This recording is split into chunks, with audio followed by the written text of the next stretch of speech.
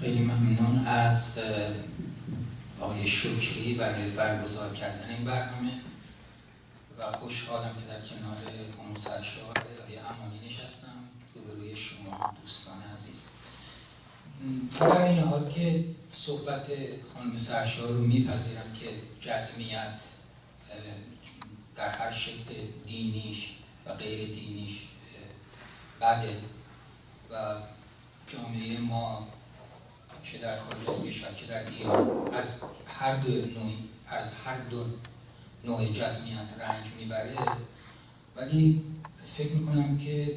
با توجه به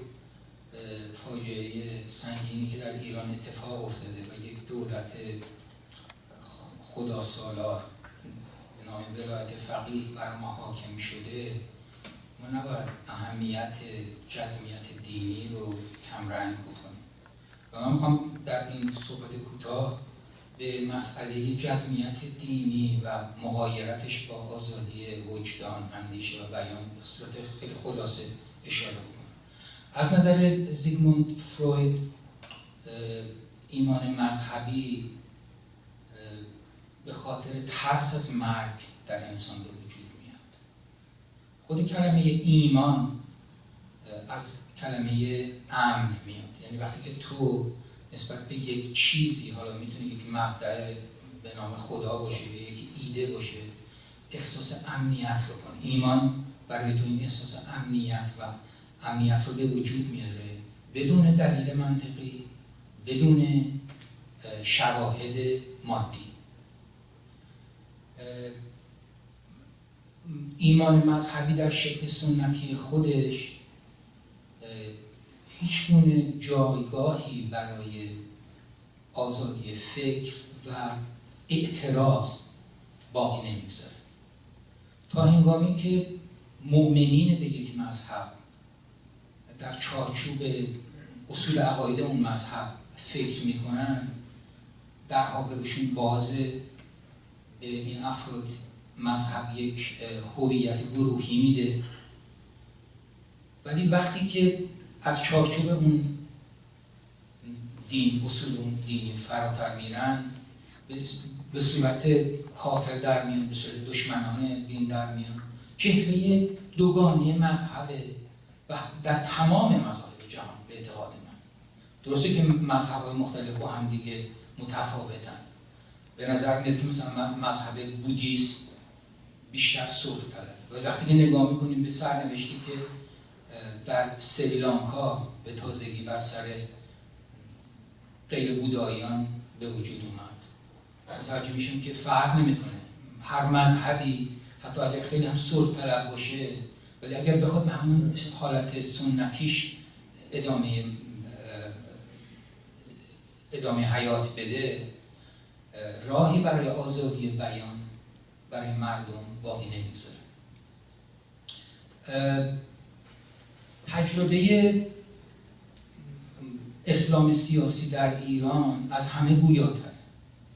بعد از سر کار اومدن ولایت فقیه، آرام آرام در برخورد به اون آزادی خواهان به سمت اهمیت آزادی بیان، احترام به حقوق و آزادی های فردی کشیده شدند. به خاطر اینکه دیدند به رأی العین که وقتی که بین دولت و دین مرز جدایی از میون میره و این دوتا یکی میشن، وقتی که تو مجبوری سخنرانی تو با بسم الله شروع کنی، وقتی که کتابی رو که میخواد چاپ کنی باید اول بسم الله اون بالاش باشه، وقتی که نمیتونی آزادی پوشش داشته باشی در خیابان، وقتی که اگر غیر از اون عقاید مذهبی حاکم جور دیگه‌ای بخوای فکر کنی، مورد شکنجه و آزار قرار میگیری، کتاب‌هات سوزانده میشه، خودت از بین میری، مالکیت اموالت ازت گرفته میشه، به طور طبیعی جامعه ایرانی در همه سطوح مختلفش به سمت کشف مجدد مسئله آزادی و دموکراسی کشیده شد. مسئله که من میخوام امشب برش تکیه بکنم اینه که در میان خود افراد مذهبی هم نواندیشان دینی به وجود اومدن. مثلا در زمینه اسلامی افرادی مثل آقای عبدالکریم سروش، یوسفی اشکوری، مجتهد شبستری و همینطور در ادیان دیگه، مثلا در دین زرتشتی در همین کالیفرنیای خودمون آقای علی اکبر جعفری که زوراسٹریان اسمبلی انجمن زرتشتیان را به وجود آورده، یا اخیراً کتابی که دوست گرامی شیرین دخت دقیقیان از عالم ربانی قرن 12 میلادی یهودیت، راهنمای سرگشتگان از ابن میمون قرطبی ترجمه کرده، ما با یک نوع برداشت تازه‌ای مجدداً از مذهب روبرو میشیم توسط این نوع اندیشان دینی که همون گفتمان‌های مذهبی سابق رو مجدداً دارن احیا میکنن، خواسته یا ناخواسته. من تصور میکنم که ما با تجربه‌ای که از اسلام سیاسی در داخل ایران داریم و اساساً با تجربه‌ای که در سطح جهانی داریم، حالا اهم از اسلام مسیحیت آزادی بخش حساب توری آزادی بخش کاتولیک که در کشورهای آمریکای لاتین خیلی رواج پیدا کرد، در نیکاراگوئه، یا بین مثلا مجاهدین خلق خودمون، یعنی جنبه‌های مختلفی که مذهبی ها، متفکرین مذهبی به مذهب نزدیک میشن، به متون کهن مذهبی و سعی میکنن که به تعبیرهای تازه‌ای از این متون کهن دست بزنن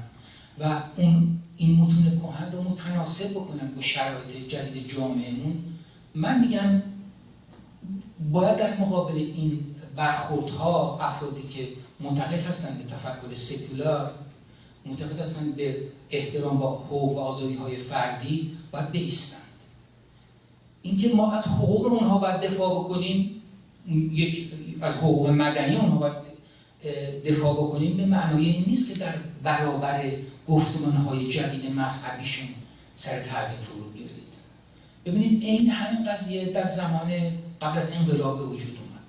خمینی اومد گفت من در مقابل یزید زمان شاه ایستادم، من خونخواه حسین هستم. قبل از اون علی شریعتی با وجود این که نسبت به روحانیت برخورد خوبی میکرد، یعنی سوء ظن داشت نسبت به آمدن روحانیت به سیاست، ولی با وجود این با طرح گفتمان‌های مثل شیعه علوی در مقابل شیعه صفوی، بازگشت به صدر اسلام، راه رو باز کردند برای انقلابی که توسط خمینی به نظر من هایجک شد. انقلابی که در شورش خارج از محدوده، شب‌های گوته، آرام آرام داشت میرفت به سمت شعارهای مسکن و آزادی، آرام آرام عوض شد و جای خودش داد به شعارهای برای ایجاد حکومت اسلامی. اجازه ندیم که مجددا همین برخورد تعویل‌های نو از متون کهن دوباره به وجود بیاد. الان مثلا آقای علی اکبر جعفری معتقده که باید بخش‌های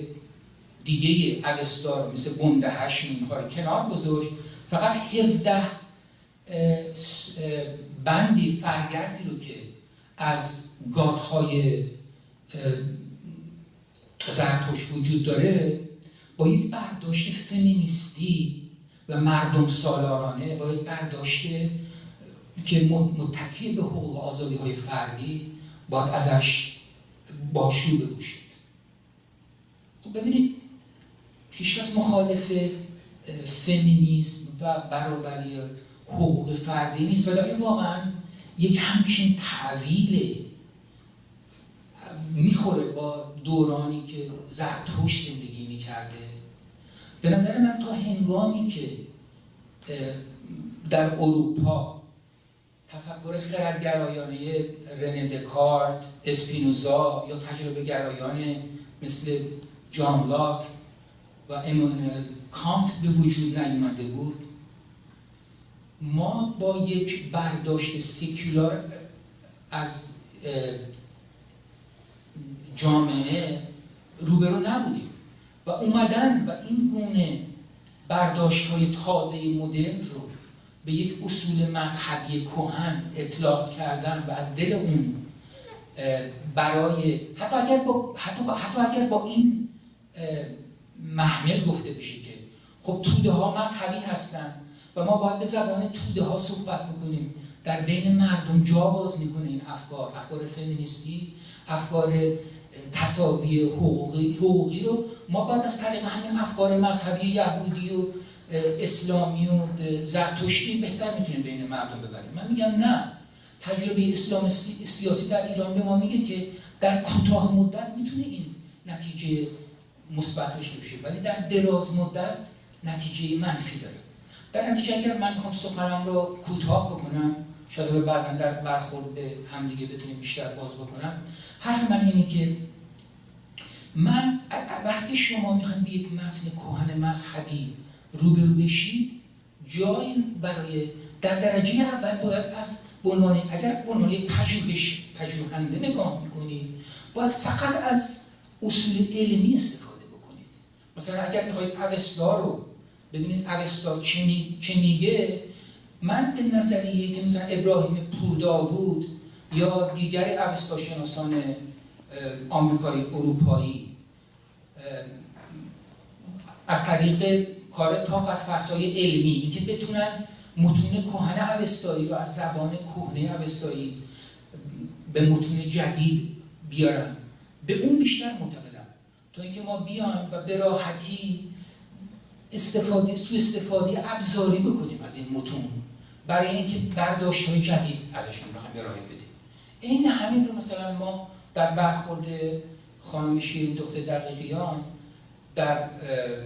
برخورد به افکار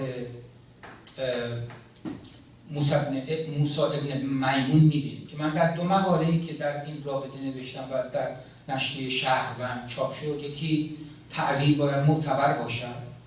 و یکی ابن میمون فیلسوف دینی یا مبارز اجتماعی، سعی کردم بهش برخورد بکنم. من تصور میکنم که خب طبیعتاً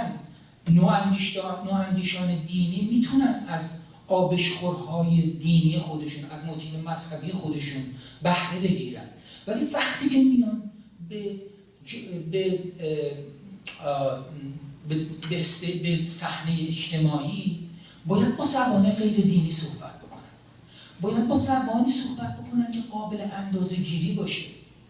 ما دیگه نمیتونیم وقتی که میگن ما شورا میخواهیم، وقتی که میگن ما اجماع میخواهیم، اینو مفاهیم دینی هستن. من باید دقیقا بفهمم که چی میخوام، منظور از اجماع چیه؟ آیا منظور اینه که به هر کس یک حق داره، چه زن باشه، چه مرد باشه، چه معلول باشه، چه غیر معلول باشه، چه این مذهب داشته باشه، چه اون مذهب داشته باشه؟ اگر اینه، اون برداشت اجماع و شورا رو شما برای خودت نگه دار.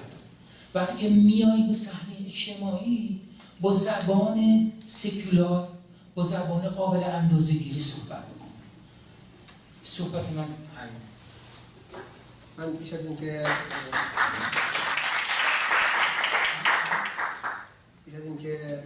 فرصت رو به خانم قمری بدم، از 2 اسمی که برده شده، یکی آقای علی اکبر جعفری، یکی آقای خانم شیرین دختر دقیقیان که اسم اینجا ازشون برده شده و نیستن که شاید دفاع بخوام کنن. سایت خانه آزادی بیان The Home of Free Speech باز هست و این دقیقاً ضبط میشه، اینا اونجا گذاشته میشه. برای این 2 عزیز فرصت هست که اونجا چون اسمشون اونجا برده شده پاسخگو باشن و بخوان از خودشون دفاع کنن.